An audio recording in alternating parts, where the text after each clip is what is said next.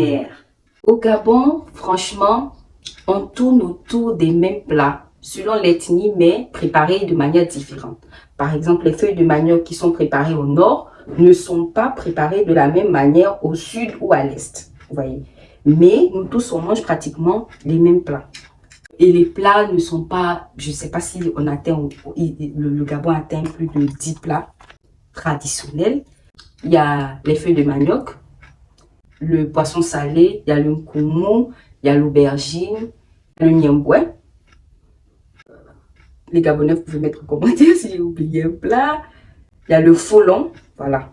Donc, tous ces plats-là se préparent dans toutes les ethnies. Bon, on va peut-être dire que il y en a quand même certaines ethnies qui ont leur plat attitré. C'est-à-dire, quand tu vas entendre le niemboué, c'est plus les Mienais qui préparent le niemboué, qui est une ethnie au Gabon. Mais toutes les autres ethnies mangent et préparent le niemboué. Et de la même manière. Ça, c'est clair parce qu'il n'y a pas une ethnie principalement qui le fait de manière différente. Quand tu entends le nkoumou, c'est plus au sud, c'est-à-dire au niveau des Batéké et des Obamba qui mangent le nkoumou. Maintenant, au niveau de la Côte d'Ivoire. Ici, en Côte d'Ivoire, il y a vraiment une richesse au niveau des plats traditionnels. Et chaque ethnie ici se retrouve dans un plat. Une autre différence culturelle entre le Gabon et la Côte d'Ivoire se trouve au niveau de la culture du nom de famille. Par exemple, au Gabon, le frère ou la sœur peut décider de donner à son enfant le nom de son frère ou de sa sœur comme deuxième nom. C'est-à-dire, par exemple, moi, je peux décider de donner à mon enfant le nom de mon frère, bien qu'il porte aussi le nom de son papa. C'est-à-dire que, par exemple, mon frère s'appelle Mebiam, mon mari s'appelle peut-être Pugé. Je peux décider que mon enfant s'appelle Mebiam Pugé, ce qui signifie Mebiam, le fils de Pugé. En fait, le nom du père vient toujours en seconde position. C'est le nom de l'homonyme qui vient en première position. Ici, en Côte d'Ivoire, lorsque un papa met au monde ses enfants, tous les enfants ont le même nom de famille. C'est pour ça que lorsque j'étais ici, lorsque les gens constatent que le premier nom que mon frère a n'est pas le même que le mien, ils se disent, mais pourquoi vous avez un nom différent? Donc, je me mets à réexpliquer ça. Donc, ça, c'est une différence culturelle qu'il y a. Nous, on a la culture de l'homonyme. Peut-être que ça existe ici, mais culturellement, la notion, bien la culture de l'homonyme existe beaucoup au Gabon.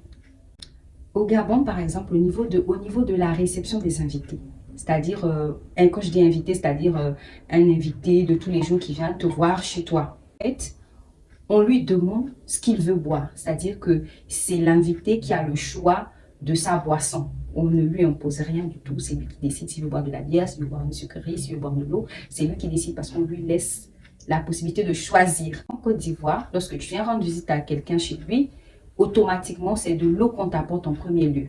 Maintenant, après, si la personne a autre chose à te proposer, elle te propose à boire. Mais en fait, c'est la personne qui te propose à boire, mais on ne te demande pas directement ce que tu veux.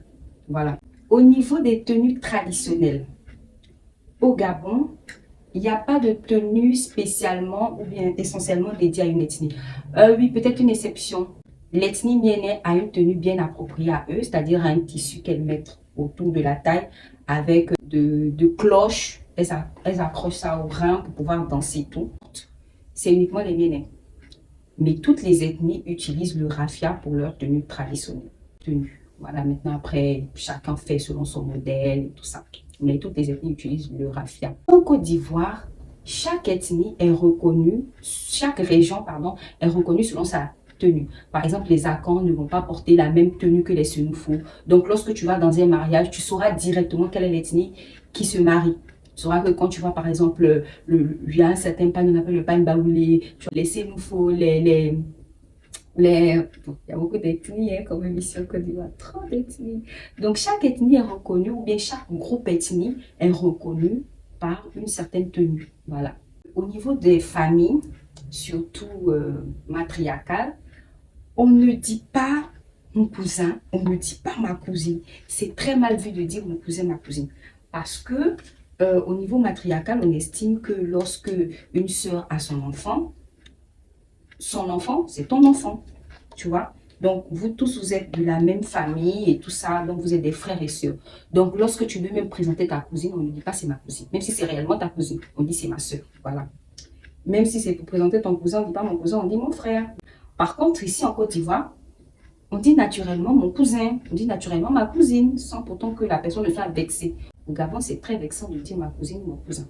Surtout pour la plupart des ethnies. Quand je parle vraiment, les différences culturelles, c'est vraiment au niveau de la majorité. Voilà. Au niveau des danses culturelles, au Gabon, chaque ethnie est reconnue avec son pas de danse. Et en Côte d'Ivoire aussi, c'est pareil. Hein. Quand tu vas, la manière dont c'est une faux danse, c'est pas la même manière dont un djoula, pas un djoula, la même manière dont un baoulé va danser. Je sais pas ce que j'ai aujourd'hui laissé nouveau. En même temps, je tourne la vidéo, j'oublie les ethnies en Côte d'Ivoire. On peut faire ça d'ici. Hey, c'est pas possible ça. Donc, en gros, notre différence culturelle. Ici en Côte d'Ivoire, par exemple, le peuple Akan, où il y a encore des royaumes. Vous voyez, par exemple, les Anis, ils ont leur roi, les Baoulés également et tout ça. Au Gabon, les royaumes, ça n'existe pas dans aucune ethnie. Tu vas entendre parler de roi ou de reine, peut-être dans les trucs bizarres, la société et tout. Mais les gens reconnus, où il y a même la chambre des rois, comme ici en Côte d'Ivoire, ça n'existe pas au Gabon. Voilà, ça n'existe pas du tout. Donc, c'est un peu ça. Donc, voilà un peu les petites différences que j'ai pu remarquer culturellement entre le Gabon et la Côte d'Ivoire. Il se peut que j'ai oublié beaucoup de choses. Ouais, ça c'est clair parce que ça fait 9 ans que je vis seulement ici. Et ça fait quand même 9 ans que j'ai quitté le Gabon. Donc, peut-être beaucoup de choses ont changé là-bas.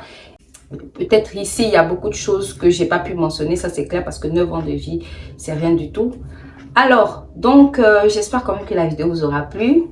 N'hésitez pas à me dire en commentaire quelles sont les différences culturelles pour ceux qui sont ici et pour ceux qui sont au Gabon. Et aussi, pour ceux qui sont ici, ça vous donnera un peu une petite idée de comment sont les Gabonais et puis quelles sont les différences qu'il y a entre vos deux pays. Et pour ceux qui souhaitent venir ici en Côte d'Ivoire, ils sauront mieux comment est-ce que la Côte d'Ivoire culturellement est. Donc voilà.